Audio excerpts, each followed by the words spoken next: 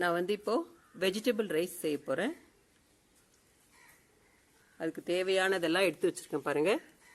அரிசி ஒரு அரை கப்பு, வெங்காயம், புதினா, உருளைக்கிழங்கு, கேரட்டு, இஞ்சி பூண்டு பேஸ்ட்டு, தக்காளி, பீன்ஸு, பச்சை மிளகா, பட்டை, லவங்கம், சால்ட்டு, எண்ணெய் தேவையான அளவு.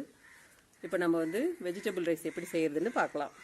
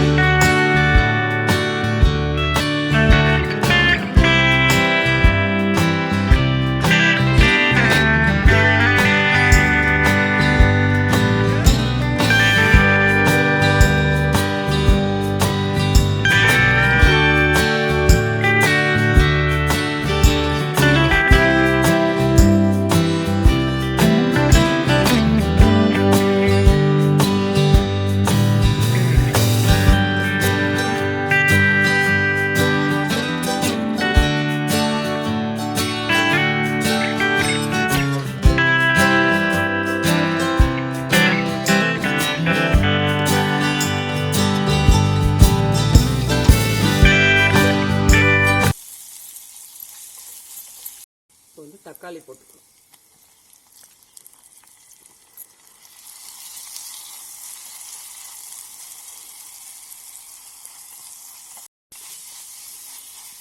இப்போ வந்து கேரட் போட்டுக்கலாம்.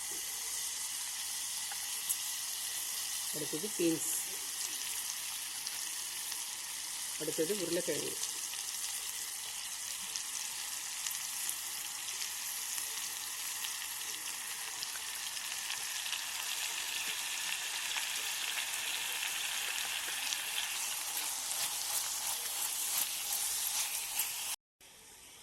நான் வந்து அரை கப்பு எடுத்திருக்கேன் அரிசி. அதை வந்து நம்ம தண்ணியில் போட்டு கழுவிக்கணும். இந்த கப்பாலேயே ஒரு கப் அளவு தண்ணி போடணும். அங்கே காயில் வந்து ஒரு கப்பு தண்ணி ஊற்றினா அரை கப் அரிசிக்கு வேகிறதுக்கு கரெக்டாக இருக்கும். இப்போ வந்து நம்ம அரிசி கழுவி ரெடி பண்ணி வச்சுக்கலாம்.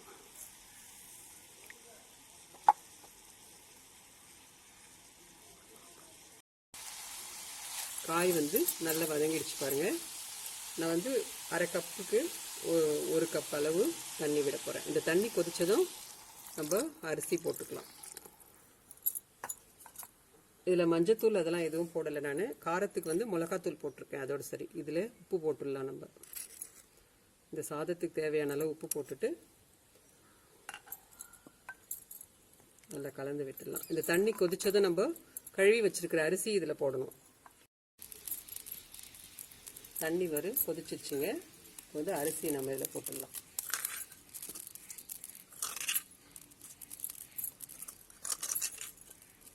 போட்டுட்டு நம்ம அப்படியே மூடி வச்சிடலாம். இந்த அனல்லையே நல்லா வெந்து வந்துடும். கொஞ்ச நேரம் கழிச்சு அப்புறம் பார்க்கலாம்.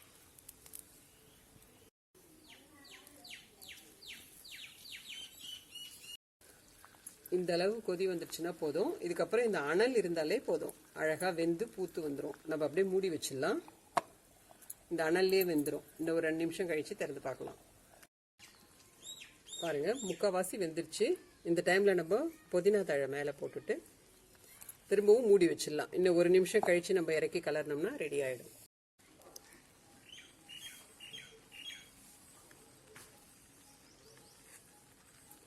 இவ்வளோ நல்லா பூத்து வந்திருக்கு பாருங்கள். இப்போ கலரி விடலாம்.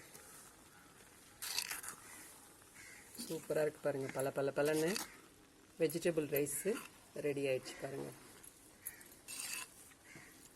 நீங்களும் இதே மாதிரி ட்ரை பண்ணுங்கள்.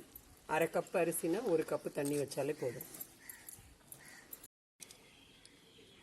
வெஜிடபிள் ரைஸ் ரெடி ஆயிடுச்சு பாருங்கள்.